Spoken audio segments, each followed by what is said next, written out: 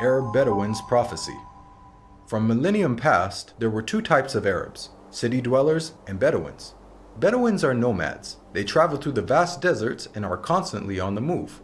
Even during the golden age of Islam, when Arabs were the richest and most learned people on earth, Bedouins remained in virtually the same state that they had been for thousands of years, poor, uneducated, and cut off from the rest of the world.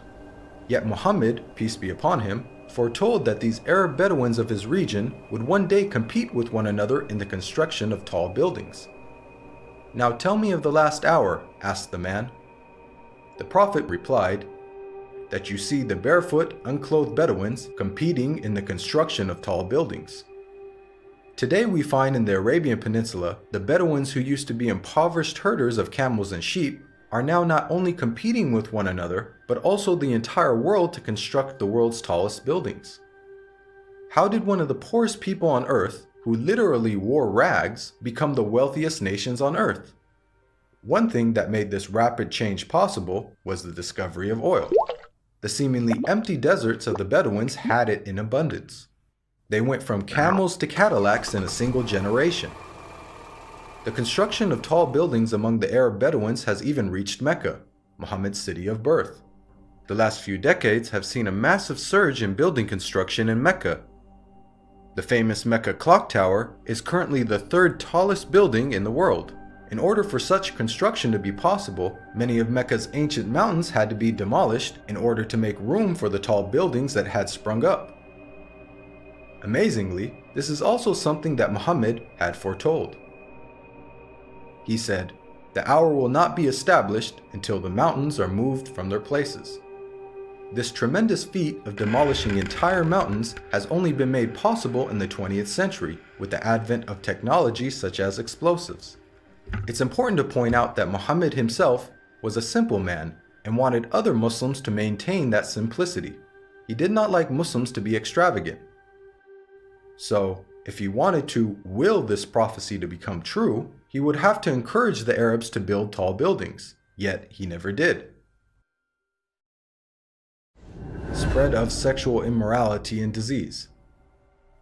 Muhammad, peace be upon him, revealed that the Day of Judgment would not take place until sexual immorality had become so prevalent and normalized that it would begin to be carried out even in public places.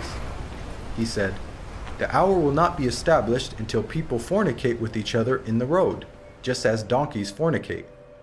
Today we live in a world where we are being constantly bombarded with explicit sexual imagery, be it in TV, film, or advertising. And with the advent of the internet, pornography has now become readily available at any time in any place. In fact, we are finding more and more stories in the news of people being arrested for having sex in public. And an interesting side note is that the Prophet Muhammad, peace be upon him, described what would be the consequences of such widespread sexual immorality. He said, "Never does sexual perversion become widespread and publicly known in certain people without them being overtaken by disease that never happened to their ancestors who came before them." The increase of sexual immorality has seen the emergence of previously unheard of diseases such as AIDS, just as the Prophet Muhammad had forewarned. A world steeped in interest. Muhammad, peace be upon him, claimed that the practice of interest would one day become so dominant that even those who try to avoid it will still feel its impact. He said, "A time will come upon mankind when they will consume interest. Whoever does not take from it will be afflicted by its dust." This clearly describes the state of the world economy today. In the modern world, it is almost impossible to avoid dealing with, or at the very least being impacted by, interest. Just think about how many people have interest-bearing bank accounts and buy things using credit cards. Even if one somehow manages to avoid dealing in interest directly, almost every aspect of our lives is impacted by it. Central banks influence the purchasing power of our money, and virtually every country in the world, even those considered to be wealthy, are drowning in interest-based debt. The financial system even suffered a global collapse in 2008, a disaster which had plunged the world into economic turmoil, the consequences of which will be felt for generations to come. What makes this prediction amazing is that the financial state of the world over the last century is unique in history. At the time of Muhammad, Finance was based on commodities with intrinsic value, such as gold and silver coins. Gold and silver have been used as the most common form of currency throughout history. The use of paper money with no intrinsic value, along with the massive debt and interest that it has resulted in, is a phenomenon of modern finance, and not something that could have been easily guessed by Muhammad over 1400 years ago. The defeat of Rome and the conquest of Persia.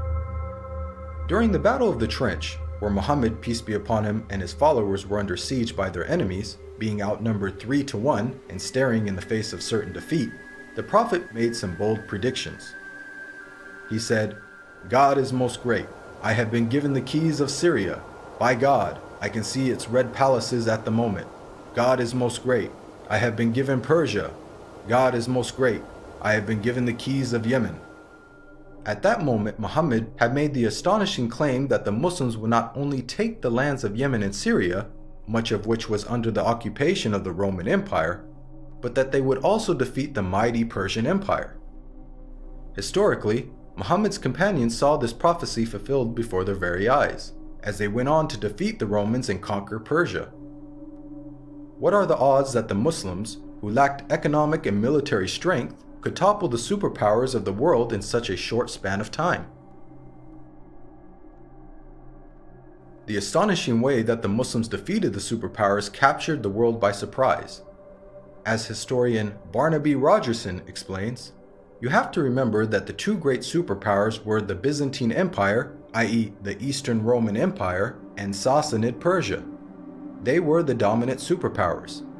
If you're putting it in a modern parlance, it's a bit like the Eskimos taking on the United States of America and Russia. No rational person would have ever conceived of such a possibility. This sentiment is echoed by historians who cannot explain how Islam became such a dominant force so quickly. Professor of Byzantine Studies Andrew Louth wrote, "The speed with which the eastern provinces of the Byzantine Empire succumbed to the Arabs remains to be explained by historians." Prevalence of writing. Many of us take for granted the ability to read and write, and the abundance of books that are available in the modern age. However, for the people of the past, illiteracy was the norm, and books were very scarce. Muhammad, peace be upon him, was born into a society in which very few people could read or write. It is estimated that the number of people who were literate in his locality of Western Saudi Arabia did not exceed 17. Muhammad himself could not read or write. Against this backdrop, the Prophet Muhammad made the prediction that writing will one day become widespread among mankind. He said, "Ahead of the hour, the pen will prevail." The Arabic word used for pen here is qalam, which also carries the wider meaning of writing. This perfectly describes our world today, in which it is the norm for people to read and write, and there is an abundance of books, newspapers, and magazines. This has only been made possible thanks to 15th century technological advances, such as printing that took place over 800 years after Muhammad's prophecy. And with the advent of the internet, writing is spreading even more. Anybody with a computer or smartphone now has access to millions of books with just the click of a finger. It's quite powerful that Muhammad, who could neither read nor write, prophesied the spread of reading and writing. The greening of Arabia's deserts. The Prophet Muhammad, peace be upon him, made a bold prediction about the future state of Arabia. He said, "The hour will not begin until the land of the Arabs once again become meadows and rivers." This narration anticipated the greening of Arabia's extensive dry desert environment. As recently as 1986, there was little to no farming in the region. However, over the last 30 years, these deserts have been transformed to grow grains, fruits, and vegetables, thanks to techniques such as center pivot irrigation. This is a process that pumps water to the surface from deep underground reserves, some of which date back to the last ice age 20,000 years ago. Now put yourself in the position of a person living in 7th century Arabia. This region hosts some of the most extensive sand and gravel deserts in the world, with very little rainfall. Could anyone inhabiting such a harsh environment ever rationally conceive of the possibility that one day there would be a plentiful supply of water and abundant crops? This prophecy also makes a claim about the ancient past. Note the words of Muhammad, "The lands of the Arabs once again become meadows and rivers." By saying once again, he is implying that at one stage in their history, the deserts were lush with vegetation and life, and that they will be returning to this former state. Geologists now know that the Arabian Peninsula was, indeed, once filled with meadows and rivers in ancient times. Modern archaeological discoveries have uncovered a number of fossils and conclude that once upon a time, the Arabian Peninsula was much greener and wetter, just as Muhammad had revealed. The rapid spread of Islam and the decline of the Muslims. Muhammad, peace be upon him, predicted that the Islamic civilization would reach both east and west. He said, "God folded the earth for me, and I saw its east and west, and the dominion of my nation will reach as far as the earth was folded for me." History bears witness to the fact that Islam spread rapidly, both east and west, just as Muhammad boldly had foretold. At the time, this was a geographic expansion the likes of which the world had never witnessed. The Islamic Empire was the largest the world had ever seen.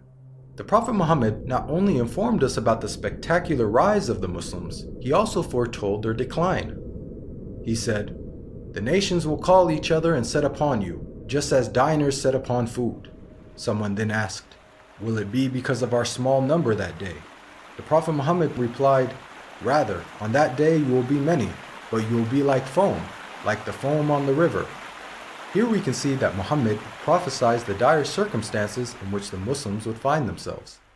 He explained that a day would come in which the Muslims would be large in number, but in such a state of weakness that other nations would invite one another to set upon them. The analogy of Muslims being eaten as a meal was given, which emphasizes just how helpless they would become. This prediction accurately describes the radical turn of events that took place in the Muslim world in the 19th and 20th century. Prior to this, the Muslim lands had grown to become some of the most powerful in the world. From the time of the death of Muhammad until the 19th century, the Muslims were economically, politically, militarily, and technologically far ahead of most of the world. Then the unthinkable happened. Nearly all the Muslim world was occupied, colonized, and militarily defeated by non-Muslim nations. Russia had annexed the Caucasus. France controlled Algeria, Morocco, and Tunisia. Great Britain occupied Egypt, Syria, Iraq, Palestine, and India. And the Dutch controlled Malaysia and Indonesia. Of the 50 Muslim countries that exist today, only a few survived occupation, and the ones that did were still subject to colonial masters. All of this is just as the Prophet Muhammad had predicted. At the time, there was an estimated 200 million Muslims, representing 12.5% of the world's population. But their considerable numbers could do nothing to prevent the defeat by their rivals. They were weak like the foam on a river. Again, just as Muhammad had foretold. If we reflect on this prediction, it is quite counterintuitive. If this prediction was guesswork, then it would have made more sense to state that the Muslims would be diminished in number and that would be the cause of their weakness. Yet Muhammad predicted the exact opposite. A paradoxical situation of the Muslims being vast in number but very weak. And it came true. Historically speaking, when religions lose their influence on the world stage in such a way, it is usually followed by a stagnation or decline in the number of their followers. Yet Muhammad foretold the exact opposite with regards to the religion of Islam. He said that it would continue to grow in terms of the number of followers, to the extent that it would eventually enter every household. He said, "This matter will certainly reach every place touched by night and day. God will not leave a house or residence, except that God will cause this religion to enter it."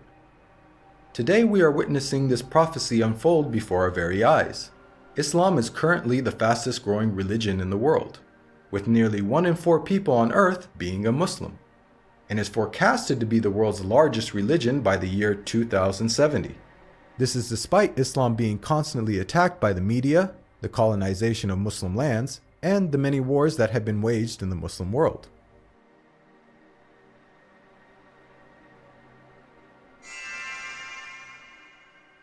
Even the name Muhammad has prophetic implications. It's an Arabic word that means the praised one. The Quran states how Muhammad's remembrance will be raised. We elevated your mention for you. Since this verse was revealed over 1400 years ago, the Prophet Muhammad, peace be upon him, has been the most praised person in history. Today, not a second goes by without a minaret somewhere in the world publicly proclaiming the time for prayer and saying, أشهد أن محمدًا رسول الله. I bear witness that Muhammad is the messenger of God. أشهد أن محمدًا رسول الله.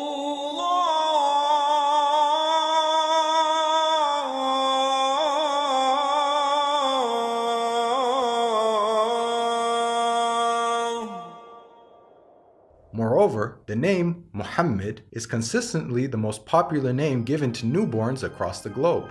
This is despite the fact that Muhammad never encouraged Muslims to adopt his name. In fact, he said that the best names are Abdullah and Abdurrahman.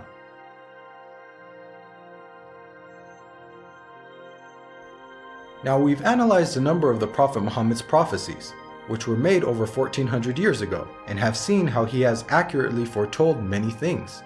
Purely from the standpoint of basic probability, for someone to accurately guess about such future events, which spanned across multiple nations in different time periods, many of which were outside the sphere of Muslim influence, to give so many predictions without making a single mistake is utterly impossible. Today, millions of people believe in false prophets and follow false systems for guidance in life.